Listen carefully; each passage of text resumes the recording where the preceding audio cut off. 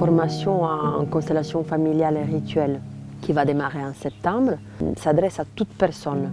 C'est véritablement un parcours de découverte intérieure de tout ce qu'on n'est pas pour enfin arriver à ce qu'on est. C'est-à-dire qu'à travers ce parcours, on peut véritablement se libérer, s'alléger de mémoire, d'expériences, d'émotions qui nous encombrent et qui, comme une carapace, nous empêchent d'être simplement qui on est. Et à la fois, cette formation en constellation familiale et rituelle s'adresse à toute personne qui travaille avec du public.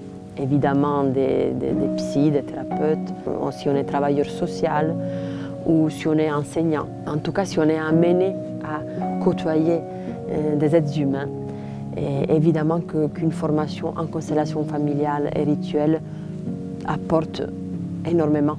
Ça nous donne une vision systémique, une vision très large, beaucoup plus globale de soi et de l'autre, qu'on pourra donc accompagner bien mieux.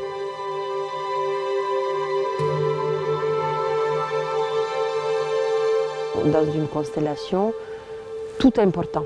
Et chaque personne vit son processus. Évidemment, le constellé, mais tous les représentants aussi sont en train, d'une façon ou d'une autre, de vivre leur constellation et leur processus. Et donc, il faut avoir vraiment une vision à 360 degrés et faire en sorte que chaque personne puisse achever ce qu'il a commencé, réunir, se relier peut-être avec un autre personnage, remettre de l'harmonie, de l'ordre, de l'amour, de la communication entre certains membres ou, à contrario, couper. En fait,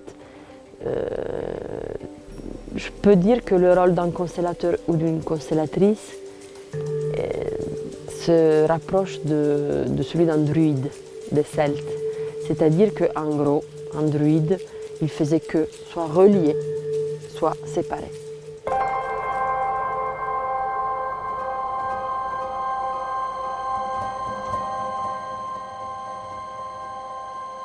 La place d'un constellateur, c'est vraiment de se mettre au service de quelque chose de beaucoup plus grand que soi pour que quelque chose de plus grand agisse.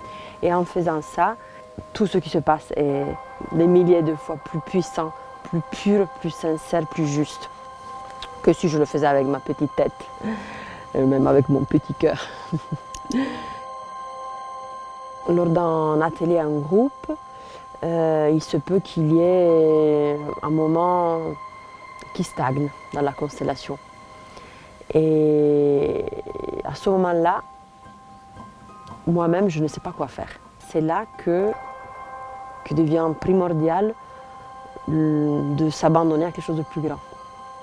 Et donc de faire confiance aux forces qui sont en jeu et qui savent qu'est-ce qu'il faut faire. Et c'est là où c'est vraiment très important, disons, la confiance d'un constellateur, d'une constellatrice, dans ses forces bénéfiques. Évidemment, il faut savoir à qui on fait confiance. Mais c'est là où j'ai l'impression que plus le thérapeute, la thérapeute sont dans une démarche de se faire petit et d'être vraiment au service, plus tout se dénoue tout seul.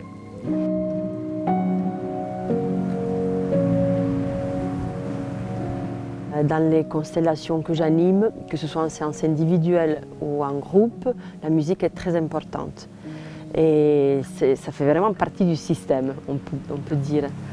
Et il y a de la musique enregistrée que j'utilise et il y a aussi des chants que j'apprends petit à petit, surtout des chants Lakota. Take uyo penyatan chanupawa luhaina wajioha. La musique est essentielle parce que la musique a le pouvoir de briser ce qui est vieux, ce qui nous encombre, et a à la fois la capacité extraordinaire d'ouvrir les cœurs. et de nous relier à soi, aux autres et au plus grand que soi.